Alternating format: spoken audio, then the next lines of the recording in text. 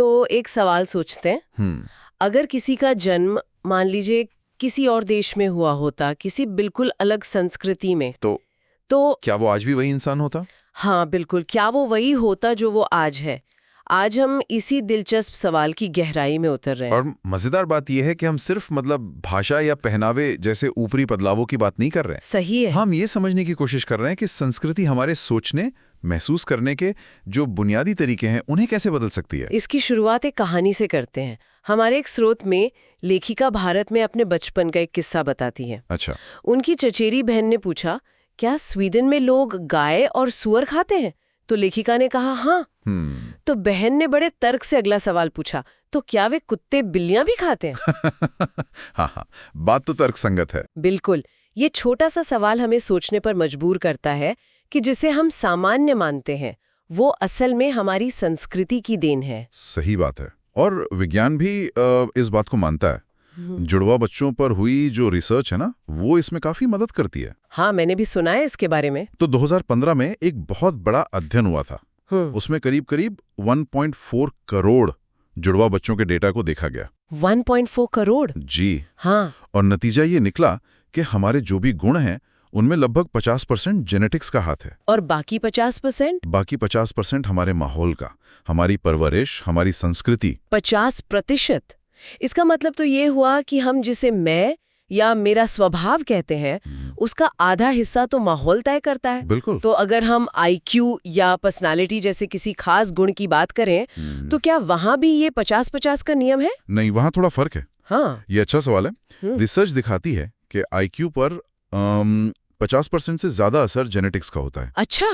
लेकिन जब बात व्यक्तित्व की आती है तो उस पर जेनेटिक्स का असर सिर्फ 40% के आसपास होता है। मतलब हमारे व्यक्तित्व को माहौल ज्यादा आकार देता है। हाँ, जैसा कि मनोवैज्ञानिक चिंग यू हुआंग कहते हैं, आपका DNA वही होता, फिर भी अगर आप ताइवान में पले बड़े होते तो आपका दिमाग आज से बहुत अलग होता। ठीक है, तो 50% माहौल का असर है। चलिए इसे और गहराई से समझते हैं। ये असर हमारे रोजमर्रा के व्यवहार में कैसे दिखता है? इसका एक बहुत अच्छा उदाहरण ज़ियादा अयोज का है। वो युगांडा में जन्मी एक वैज्ञानिक हैं जो अब नॉर्वे में रहती हैं। वो कहती हैं कि वो स्वभाव से बहुत बहिर्मुखी हैं, मतलब एक्सट्रोवर्ट। लेकिन नॉर्वे के कल्चर में अजनबियों से यूं ही बात करना आम नहीं है। हाँ, वहाँ का समाज थोड़ा रिजर्व्ड माना जाता है। बिल्कुल। इसलिए उन्हें लगता है कि यूके के मुकाबले वो नॉर्वे में कम बहिर्मुखी बर्ताव करती हैं। हमारा स्वभाव हमें एक तरफ धकेलता है, पर संस्कृति सीमाएं तय कर देती है। तो क्या ये असर सिर्फ हमारे बर्ताव तक ही सीमित है या ये हमारे सोचने के तरीके को भी बदलता है? सोचने के तरीके को भी, और वो भी बहुत गहरे स्तर पर।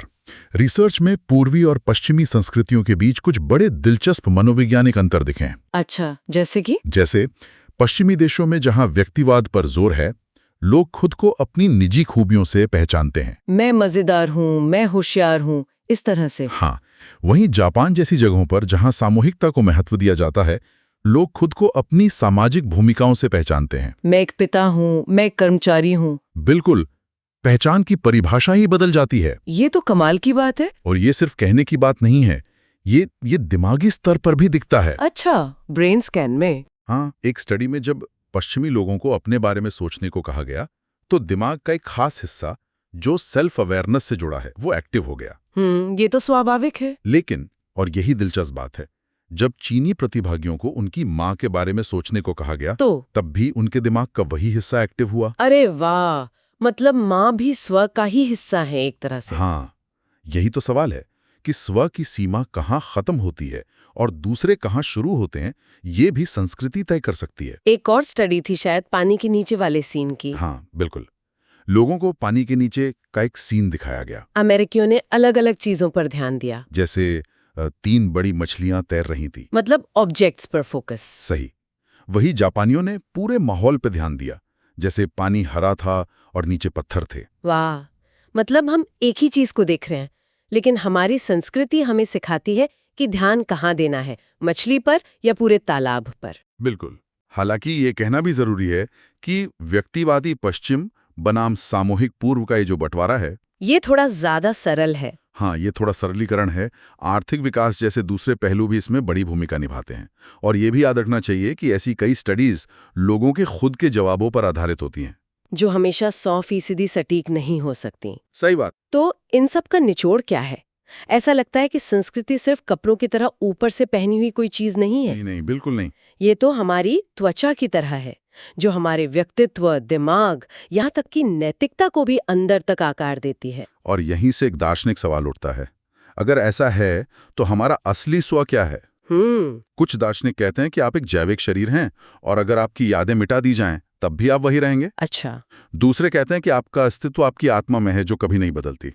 तो हम ये सवाल सोचने के लिए छोड़ जाते हैं कि क्या हमारा असली अस्तित्व हमारे अनुभवों और संस्कृति का जोड़ है, या ये कुछ ऐसा है जो इन सबसे परे हमेशा एक जैसा रहता है।